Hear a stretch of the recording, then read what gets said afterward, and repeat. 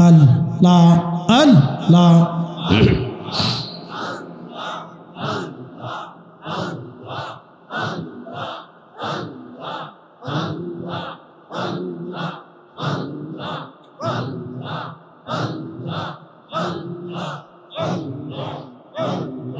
নবীজি কোন সাধনে পাইব তোমায় আল্লাহ আল্লাহ আল্লাহ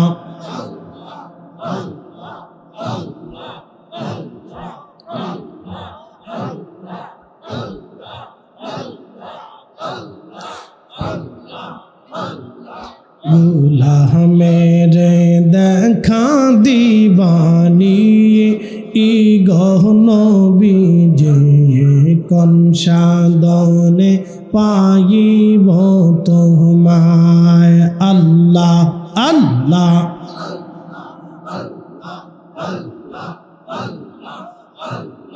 রাখালিয়ার বেজে মাখা দি যার দয়াসে বকরি চারান বন জঙ্গলা আই গন বিজে কোন সাধনে পাইব তোমায় আল্লাহ আল্লাহ আল্লাহ আল্লাহ গুলাহ মেরে দেখা দিবানি ই গহন বিজে কোন সাধনে পাইব তোমায় আল্লাহ আল্লাহ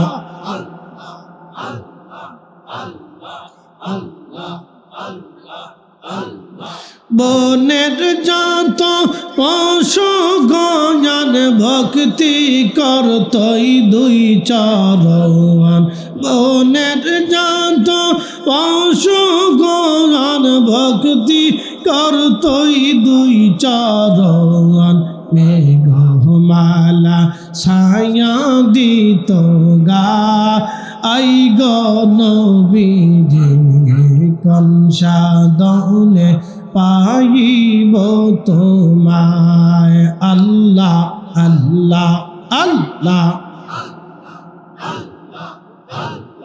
গুলাহ মেরে দেখা দিবানি ই গন বিজে কোন সাধনে পাইব তোমায় আল্লাহ আল্লাহ আল্লাহ এই সমস্ত মুঝে যায়া দেখা হযরত খাদিজা এই সমস্ত মুঝে যায়া দেখা হযরত খাদিজা জীবন যৌবন সপিল আপনা আই গন বিজে কোন সাধনে পাইব তোমায় আল্লাহ আল্লাহ আল্লাহ গুলাহ মেরে দেখা দিবানি ই গন বিজে কোন সাধনে পাইব তোমায় আল্লাহ আল্লাহ সালাতু সালাম গো আমার দুরুদ সালাম গো আমার কইও নবী মুস্তাফায় তোমরা যদি যাও গো মদিনা আল্লাহ আল্লাহ ওই মদিনা শরীফের মাঝি নূরের একটি খাম্বা আসে গো ওই মদিনা শরীফের মাঝি নূরের একটি খাম্বা আসে গো সেই খাম্বাতে হেলান দিয়া সেই খাম্বাতে হেলান দিয়া খুদবা দিতেন মুস্তাফা তোমরা যদি যাও গো মদিনা আল্লাহ আল্লাহ আল্লাহ আল্লাহ আল্লাহ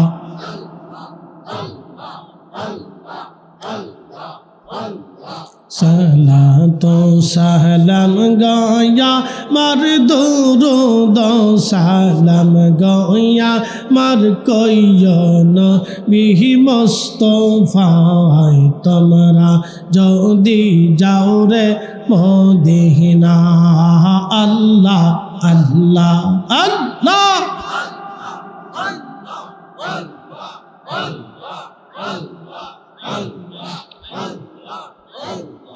ওই মদিনা শরীফের মাঝি নূরের একটি রওজা আছে গো ওই মদিনা শরীফের মাঝি হাই নূরের একটি রওজা আসে গো সেই রওজাতে ঘুমিয়ে যাসেন সেই রওজাতে ঘুমিয়ে যাসেন দিনের নবী মুস্তাফা তোমরা যদি যাও রে মদিনা আল্লাহ আল্লাহ আল্লাহ আল্লাহ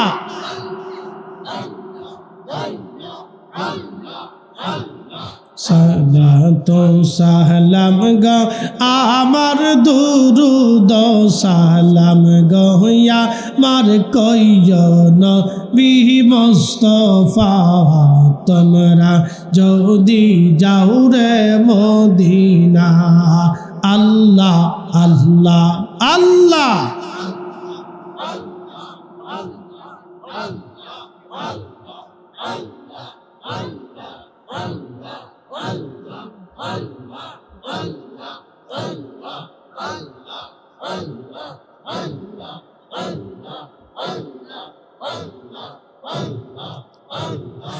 লা ইলাহা ইল্লাল্লাহু মুহাম্মাদুর রাসূলুল্লাহ সাল্লাল্লাহু আলাইহি ওয়াসাল্লাম। আল্লাহ কবুল করুক, সকলে বলেন আমিন। গজল অনেকগুলি গাইছি বাপ, আর গজল শোনার দরকার নেই। অনেকগুলি গজল গিয়েছি, আপনাদের হৃদয়ের খোরাক দেওয়ার চেষ্টা করেছি ভাই। তো ইনশাল্লাহ মাহফিলের শেষ আগে একটু জিকিরের আবদার আসছে, জিকির করাবো ইনশাল্লাহ। জিকির রুহের খোরাক, যারা বলেন জিকির কিসের খোরাক? রুহের খোরাক। আমি এই চাটা খেলাম বারবার, এই চাটা খাইলে দুইটা জিনিস হয় আমাদের যারা বক্তা, বক্তব্যের মধ্যে চা খাইলে দুইটা জিনিস কেন হয়? একটা কণ্ঠের স্পিড থাকে, যে আমি বারবার কথা বলতেছি, এটা একটাকে শক্ত রাখা। দ্বিতীয়তে চাটা খাওয়ার পরে শরীরে একটা এনার্জি আসে, মানে আমাকে ভালো লাগে যে আমি কথাটা বলতে, আমার কাছে আমার যে বারবার কথা বলতেছি আমার এনার্জি লস হচ্ছে। চাটা খেলে মোটামুটি একটা কাভারেজ হয়। আর চায়ের ভিতরে মনে রাখবেন, এই এক কাপ চার ভিতরে যে প্রোটিন থাকে, 3টা আপেলের মধ্যে সেই প্রোটিন থাকে। মনে রাখবেন, এদের চা খাবেন, চা খাওয়াটা ভালো। তবে যাদের ডায়াবেটিস আছে তারা চিনি ছাড়া খাবেন, আর যাদের নাই তারা চিনি দিয়ে খেতে পারেন, মিডিয়ামভাবে ভালো চা খাবেন। চা খাওয়া ভালো, এটা গাছের রস। 1 কাপ চার ভিতরে যে প্রোটিন থাকে, 3টা আপেলের মধ্যে সেই প্রোটিন থাকে। এটা খুব ভালো কাজ করে। তা যার কারণে আমরা এটা দেহের খোরাক, আর জিকির হচ্ছে রুহের খোরাক। ওলিরা তারা রুহু জিন্দা করতেন, দেহকে হত্যা করতেন।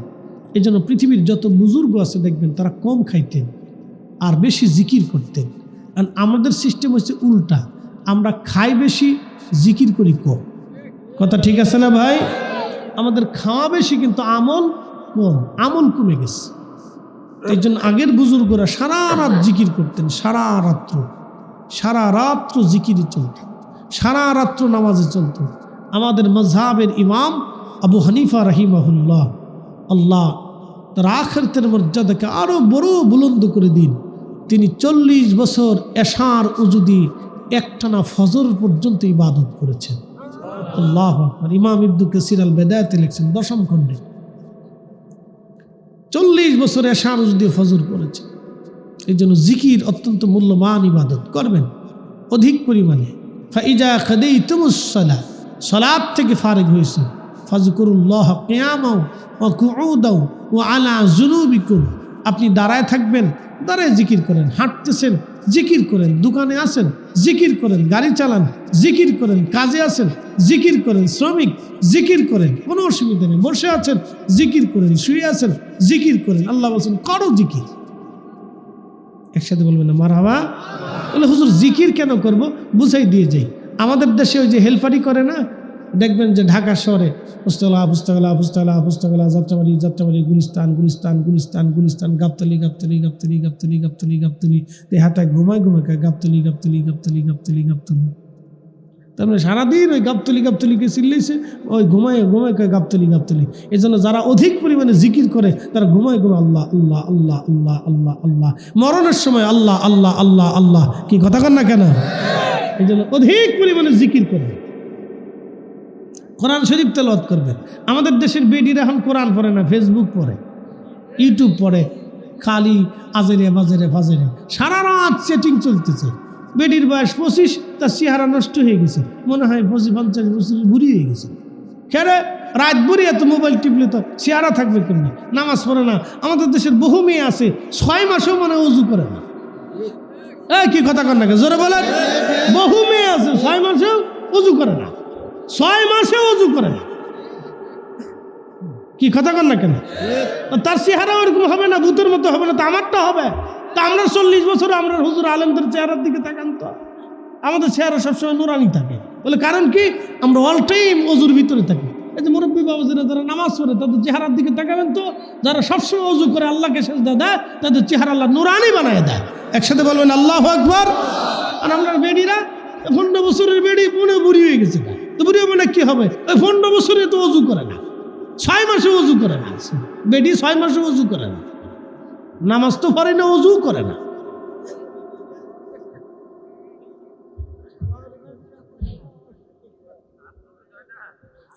কষ্ট হইতেছে আপনাদের? অজু করে না, তো অজুর দরকার। আসেন আমরা একটু মোহাব্বতে জবান খুলে জিকির করি আল্লাহ আল্লাহ আল্লাহ।